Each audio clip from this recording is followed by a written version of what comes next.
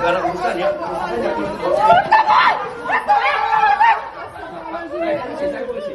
Lu polisi, lu punya anak nggak? Kalau anak lu sekarang kecil kayak gini.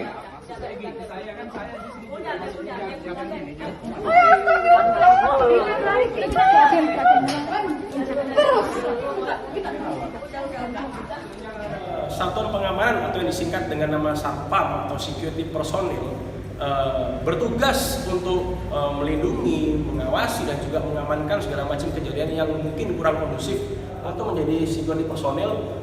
Sebenarnya tidak harus dibutuhkan body atau badan yang tegak, berbadan atletis besar, tapi tidak bisa mengontrol situasi. Gimana? Tanggung jawabnya, Mas Sakit, gimana? Dan dia nggak bisa kerja. Jangan seperti itu. Ya jangan gitu, masa punya anak nggak?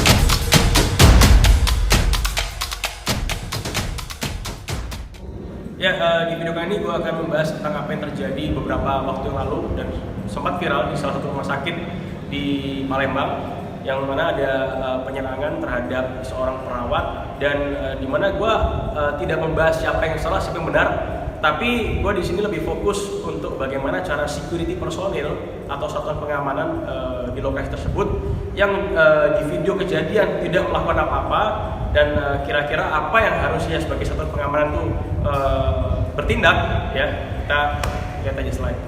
Oke, di mana satuan pengamanan atau yang disingkat dengan nama Satpam atau security personil bertugas untuk melindungi, mengawasi dan juga mengamankan segala macam kejadian yang mungkin kurang kondusif atau terjadi masalah, mungkin itu di hotel, di rumah sakit atau di tempat umum lainnya. Ya, dan sangat disayangkan sekali kejadian kemarin di mana beberapa security tidak melakukan tindakan apapun, dan akhirnya terjadilah penyerangan terhadap seorang perawat yang harusnya kalau sebagai satuan pengamanan harus langsung segera melakukan tindakan, ya, supaya bisa kondusif, ya, paling tidak mencegah terjadinya aksi tersebut tambah parah, ya, entah itu dilumpuhkan, ya, kalau misalkan bisa diomongin secara baik-baik, ya kan, itu lebih bagus. Tapi kalau memang misalkan sudah ada kontak fisik di situ, harus kita sebagai security personil, ya, untuk bisa mengamankan situasi tersebut. Oke, nanti kita akan membuat seakan-akan security personilnya ada 2 orang, jadi saya dan juga ada Chris di sini, ya, dan ini sebagai suspek atau tersangka, yaitu ada Calvin, di mana memang gua buat dia sedikit mirip dengan pelakunya dengan menggunakan baju warna merah, topi warna terang, ya, dan juga kurang lebih posturnya mungkin hampir sama, ya, kalau di video, ya. Nah, jadi dimana ada keramaian di dalam kamar di situ, dan kita lewati yang bagian dimana dia menyerang perawat. Tapi anggap kejadiannya sudah perawat sudah diserang, kita sebagai security personel atau security guard, gimana cara bisa mengamankan dia, karena jelas itu melakukan tindakan yang bisa dibilang tindakan kekerasan, penganiayaan, dan juga pelecehan, gitu. Oke. Terus gimana? Tanggung jawabnya, Mas Sakit, gimana? Dan dia nggak bisa kerja. Jangan seperti itu. Ya jangan gitu, masa punya anak nggak? Punya anak nggak gitu? Ayo rumah apa? Ikut kita. Jawabnya gimana? Ya tapi nggak bisa kerja. Anak saya gitu. Jawabnya nggak gitu. Makanya punya anak nggak? Itu anak saya. Dia punya anak nggak? Nggak apa apa. Ampun. Ya Pak, itu Pak. Diam. Tidak usah rame-rame. Jangan gitu. Masa punya anak nggak? Punya anak nggak? Ayo rumah apa?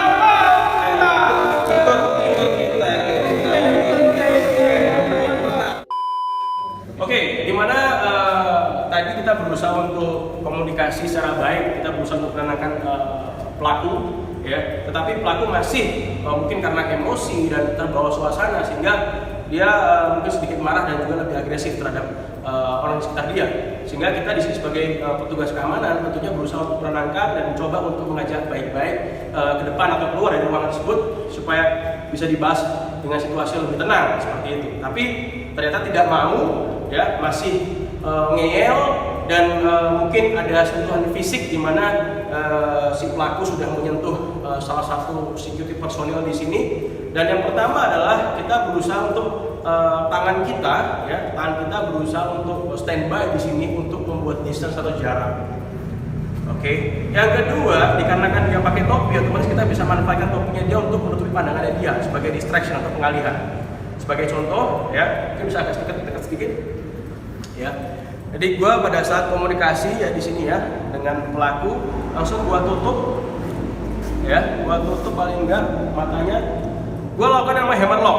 Apa itu hammerlock? Jadi tangan gua masuk, ya, bisa dilihat di sini, ya. Tangan gua masuk, ya, bersamaan dengan gua rotate ke belakang, tangan yang kanan gua taruh di bagian punggung. Oke, sekali lagi, ya.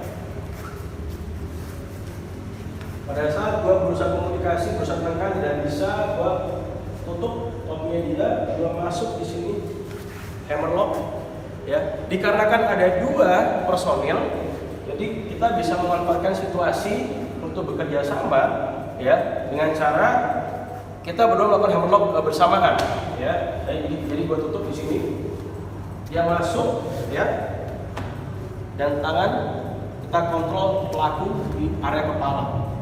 Jadi pastikan posisi dia seperti kalau kita ngomong chicken wing atau nih sayap ayam nih, dimana di sini dia cukup susah untuk melakukan pergerakan, ya, cukup susah, dan kita yang kontrol jauh lebih enak karena kita sebagai petugas keamanan lebih fokus untuk ke pelumpuhan, bukan untuk melakukan penyerangan. Otomatis kalau misalkan dalam posisi seperti ini pelaku sudah ampun menyerah, kesakitan, ya, kita bisa gotong ke pos keamanan, ya, atau pos security ke depan, ya.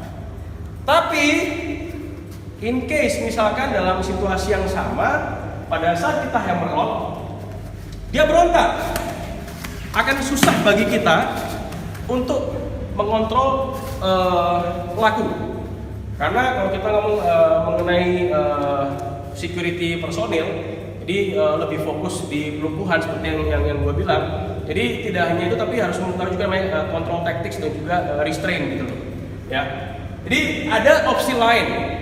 Misalkan kalau gua ada hammerlock bersamaan, dia berontak. Yang gua lakukan adalah, ya, step berikutnya bisa gua atau berdua, ya, gua kasih contoh gua sendiri aja. Gua berusaha pasang kaki di depan untuk menjatuhkan dia dalam posisi telungkup. Yes. Ya. Bisa dilihat posisi di sini kneeling, ya. Jadi satu lutut gua di punggung, satu di kepala untuk membuat pergerakan dia terbatas. Ya, mungkin bisa mundur sedikit, nah, lepas saja biar lepas. Jadi biar bisa kelihatan.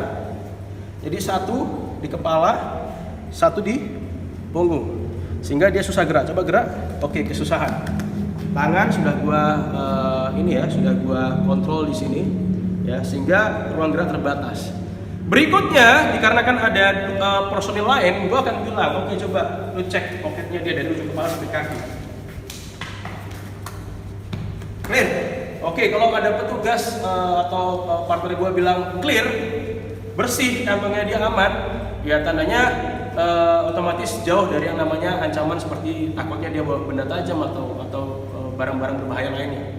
Ya. Dikarenakan tangan satunya ada di pas di tengah-tengah antara lutut gue. Ya, gue berusaha membuat dia bangun, tapi tetap dalam posisi yang membuat dia sakit. Jadi gue melakukan wrist lock di sini, pergelangannya dia, ya, wrist lock, dan gue paksa dia untuk berdiri. Oke, pelan, ya, pelan, oke, bangun. Bisa maju ke depan. Coba dilihat, gue tutup. Dia kesakitan, sakit. Oke. Pasangan gue berusaha untuk kontrol tangannya dia biasa, di tangan biasa, dan kita giring dia ke pos security. Ya, sekali lagi. Oke, gua akan melakukan wrist lock sekali lagi, ya. Gua tunjukin. Jadi gua paksa dia bangun. gue ambil barengan dengan partner gue. Ya, jadi mungkin sedikit masukan dari kita. Jadi sedikit gue bercerita sebelumnya. Jadi memang kalau untuk bela dirinya memang kita sudah ada, gue jalanin yang namanya di combat, tapi gue juga punya job di bidang badan usaha jasa pengamanan di bernama Uniguard, ya, dimana kita tidak hanya menyiapkan atau menyediakan jasa seperti personil, tapi juga ada namanya EP atau Executive Protection atau dikenal dengan ECP, Executive Close Protection, bahasa umumnya bodyguard lah seperti itu. Dimana juga sisi kanan gue juga guard Chris ini juga salah satu ya atlet di kickboxing, latihan sama gue cukup lama. Beliau juga area gue minta untuk bantu gue di untuk apa, pengawalan ya, atau VIP escort seperti itu. Jadi tentu saran atau masukan dari gue adalah untuk menjadi security personil sebenarnya tidak harus dibutuhkan body atau badan yang tegak, berbadan atletis besar, tapi tidak bisa mengontrol situasi. Itu sangat disayangkan sekali. Dan sebenarnya pelatihan semacam ini sebenarnya ada ya, untuk orang yang ingin menjadi security personil. Itu ada Gada Pratama atau Gada Gada Madya sama Gada Utama ya, atau yang setara dengan selevel itu ya. Memang mereka ada pelatihannya beberapa hari, ada senam tongkat, ada baris berbaris, ada bela diri juga. Cuman mungkin ya harus kita akuin bahwa program pelatihan seperti itu mungkin kurang maksimal dalam kondisi ancaman yang real atau yang nyata, gitu loh. Karena hal semacam ini yang terjadi bukan hanya kejadian yang kemarin di Palembang, tapi sebenarnya banyak, cuman hanya baru kali ini aja kayak expose. Yang lain-lainnya mungkin tidak sempat expose seperti itu.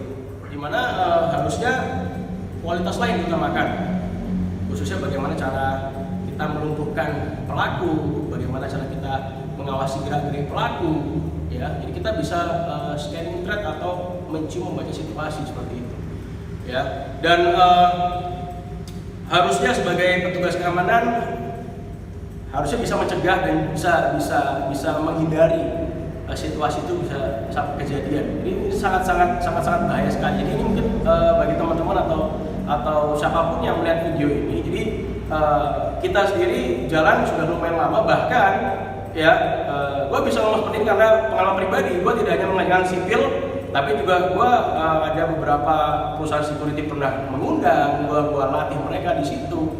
Bisa dibilang kualitasnya masih jauh lah, skillnya mereka, kemampuan, knowledge, pengetahuan mereka tentang dunia keamanan atau security industri masih jauh daripada kata profesi yang mereka seharusnya.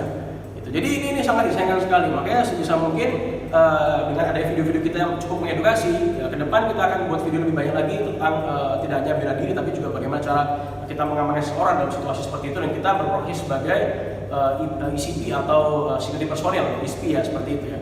Dan mungkin itu yang bisa kita sampaikan, dan stay safe.